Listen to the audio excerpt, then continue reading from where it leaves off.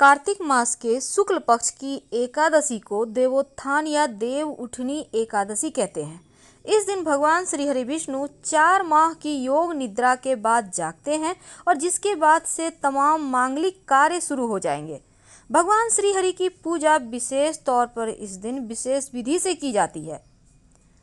तो कार्तिक शुक्ल पक्ष की एकादशी जिसे विष्णु योग निद्रा से जागते हैं, इस दिन चूँकि विष्णु भगवान आषाढ़ शुक्ल एकादशी को 4 माह के लिए योग निद्रा में गए थे और इस देवोत्थान एकादशी के दिन वो जगेंगे और कहते हैं इस एकादशी का व्रत रखने से मोक्ष की प्राप्ति होती है। और इस बार देवोत्थान एकादशी रविवार 14 नवंबर को मनाई जाएगी। देवोत्थान एकादशी के दिन निर्जल व्रत रखना चाहिए या केवल जली पदार्थों का सेवन कर उपवास रखें। अगर कोई बीमार है, वृद्ध हैं, बालक हैं तो फिर आप एक बेला उपवास रख सकते हैं, फिर फलाहार कर लें। संभव हो तो इस दिन चावल और नमक बिल्कुल भी ना खाएं और अपने आराध्य की आराधना करते रहें। तामसिक भोजन बिल्कुल भी मत खाइए। ओम नमो भगवते वासुदेवाय का जितना ज़्यादा जप करेंगे उतना ही अच्छा है। देवोत्थान एकादशी की पूजा कैसे करेंगे? देखिए, गन्ने का मंडप बनाने के बाद बीच में चौक बना लें। इसके बाद चौक के मध्य में भगवान श्री हरि का चित्र या मूर्ति रखें और फिर चौक के साथ ही भगवान के चरण चिन्ह भी बनाइए जिसको कि रात में ढक दिया जाता है। और इसके बाद भगवान को गन्ना, सिंघाड़ा, फल, मिठाई अर्पित करें। घी का एक दिया जलाएं जो रात भर जलता रहेगा और भोर में भगवान के चरणों की विधिवत पूजा करें। फिर चरणों को स्पर्श करके उनको जगाइए। इस समय शंख, घंटा, कीर्तन, मृदंग या फिर इख से, गन्ने से थाल बजाकर उठो उठो वासुदेव, उठो उठो वासुदेव का जयकारा लगाकर उनको उठाइए और फिर तुलसी महारानी को अपनी जो भी कामना है वो कह दे। आपकी कामना तुलसी के जरिए ही भगवान श्री हरि तक पहुंचेगी, क्योंकि आज के दिन सिर्फ श्री हरि तुलसी की ही सुनते हैं, इसीलिए उनकी विधिवत पूजा आराधना की जाती है।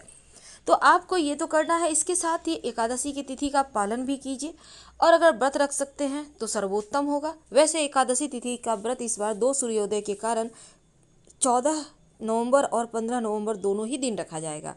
तो जो 15 नवंबर को व्रत रखेंगे वो 16 नवंबर की सुबह 8:25 के पहले पारण कर लेंगे तो उत्तम रहेगा।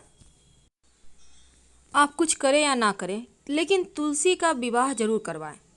आपको कन्या दान के इतना पुण्य फल भी प्राप्त होता है और पाप नष्ट होता है, मोक्ष प्राप्ति होती है। एकादशी का व्रत महीने में 2 बार आता है, शुक्ल पक्ष की एकादशी और दूसरी कृष्ण पक्ष की एकादशी। एकादशी व्रत रखने के महिमा बहुत है। कहा जाता है कि एकादशी का व्रत करने से इंसान के शरीर में एक निश्चित संतुलन बनता है। साथ ही व्यक्ति कोई भी कार्य अगर ईमानदारी से करे तो वो भी पूरा हो जाता है।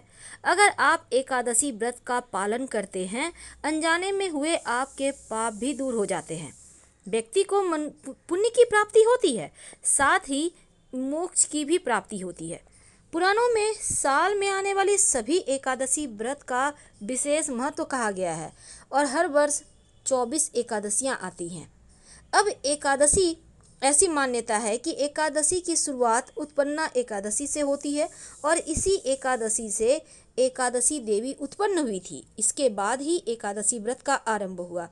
वैसे तो जो भी व्यक्ति एकादशी का व्रत रखकर भगवान श्री हरि विष्णु या विष्णु भगवान के किसी भी रूप का पूजा करता है तो कई जन्मों के जाने अनजाने पाप से मुक्ति मिलती है।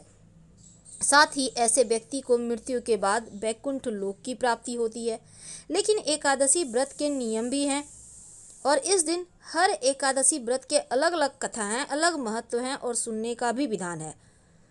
तो सभी एकादशी के लेकिन व्रत करने के नियम एक ही हैं। एकादशी व्रत का उद्यापन अगले दिन यानी द्वादशी के दिन किया जाता है। कुछ ऐसे कार्य हैं जो एकादशी के दिन नहीं करना चाहिए और कुछ ऐसे कार्य हैं जो जरूर करना चाहिए। एकादशी के दिन चावल नहीं खाना चाहिए। एकादशी के दिन बुरे और गलत बातें भी करने की मनाही है। एकादशी के दिन क्रोध ना करें, साथ ही किसी से भी मानसिक या शारीरिक रूप से लड़ाई भी ना करें। इस दिन मांस, मदिरा का सेवन बिल्कुल भी ना करें। झूठ बोलने से बचें। किसी की निंदा, चुगली ना करें। भगवान श्री हरि की ज़्यादा से ज़्यादा आराधना करें। संभव हो तो रात में जागरण करें या फिर कम से कम एक दीपक ही जला दें रात 11 से 1 के बीच अपने घर के पूजा स्थान पर। एकादशी के दिन पान और सुपारी भी नहीं खाना चाहिए क्योंकि भगवान श्री हरि को अर्पित होता है। इसके साथ ही इस दिन आप व्रत करें या ना करें पर भगवान श्री हरि की आराधना जरूर करें। भगवान श्री हरि की मंत्र का जप ज़्यादा से ज़्यादा करें क्योंकि जितना ज़्यादा आप जप करेंगे मंत्र उतना ही ज़्यादा आपके जीवन की परेशानियां समाप्त होगी, आपके जीवन के कष्ट मिटेंगे। तो एकादशी व्रत की बहुत सारी महिमा है, लेकिन पूजा पाठ भगवान श्री हरि विष्णु की ही होगी। अब देखिए एकादशी व्रत है क्या, महत्व क्या है। पुराणों में एकादशी को हरि दिन हरिवासर के नाम से भी जाना जाता है और इस व्रत को वैष्णव और गैर वैष्णव दोनों ही संप्रदायों के लोग करते हैं। ऐसा कहा जाता है कि एकादशी का व्रत करना, हवन यज्ञ करना, वैदिक कर्म कांड करना, ये सभी चीज़ों से ज़्यादा आपको सिर्फ व्रत करने से पुण्य मिलते हैं। और इस व्रत को रखने की एक और मान्यता ये है कि इससे पूर्वज और पितरों को स्वर्गलोक की प्राप्ति होती है। स्कंद पुराण में भी एकादशी व्रत के महत्व के बारे में बताया गया है। जो भी व्यक्ति इस व्रत को करता है उसके लिए एकादशी के दिन गेहूं, मसाले, सब्जियां भी नहीं खाना चाहिए। आप फल जूस लेकर खा सकते हैं, रह सकते हैं। हालांकि इस एकादशी व्रत के दिन बहुत सारे नियम हैं, तो तमाम नियमों के बारे में भी हम जानेंगे, पर इस दिन एक छोटा सा प्रयोग किया जाएगा, वो भी हम आपको बताएंगे। व्रत करने जो लोग व्रत आज कर रहे हैं उनको कुछ चीज़ों से दूर रहना चाहिए, जैसे कि एकादशी के दिन दांत साफ करने के लिए लकड़ी का दातुन इस्तेमाल ना करें। आप नींबू, जामुन या फिर आम के पत्तों को चबा लें और फिर उंगली से कंठ साफ कर लें। वृक्ष से पत्ता भी नहीं तोड़ना चाहिए। अगर आपने व्रत किया है तो स्वयं के गिरे हुए पत्तों का इस्तेमाल करें। आप चाहें तो घर में ही आप श्रीमद् भागवत गीता का पाठ करें 11वें अध्याय का, या फिर सुन भी सकते हैं। ओम नमो भगवते वासुदेवाय मंत्र का ज़्यादा से ज़्यादा जप करें। दान धर्म करने की भी मान्यता है। एकादशी के अगले दिन द्वादशी तिथि के दिन आपको सुबह उठकर सुबह 8 अमूमन हर एकादशी तिथि में सुबह 5:30 से 8 सवा 8 के बीच ही आपको पारण करना चाहिए।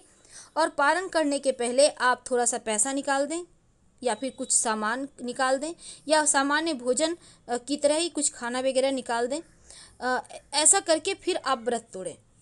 त्रयोदशी तिथि से आने से पहले ही व्रत का पारण कर लें, इस बात का ध्यान रखें क्योंकि एकादशी व्रत का पारण द्वादशी तिथि में ही होना चाहिए।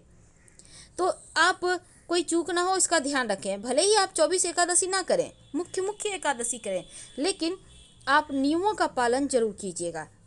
तो एकादशी के दिन जहाँ तक संभव हो कम बोलें, सात्विक रहें, बाल मत कटवाएं, घर में जो वृक्ष हैं किसी के भी पत्ते ना तोड़ें, चावल तो नहीं ही खाना चाहिए, किसी और का दिया हुआ अन्न भी मत खाइए और मन में किसी भी प्रकार का विकार ना आने दें।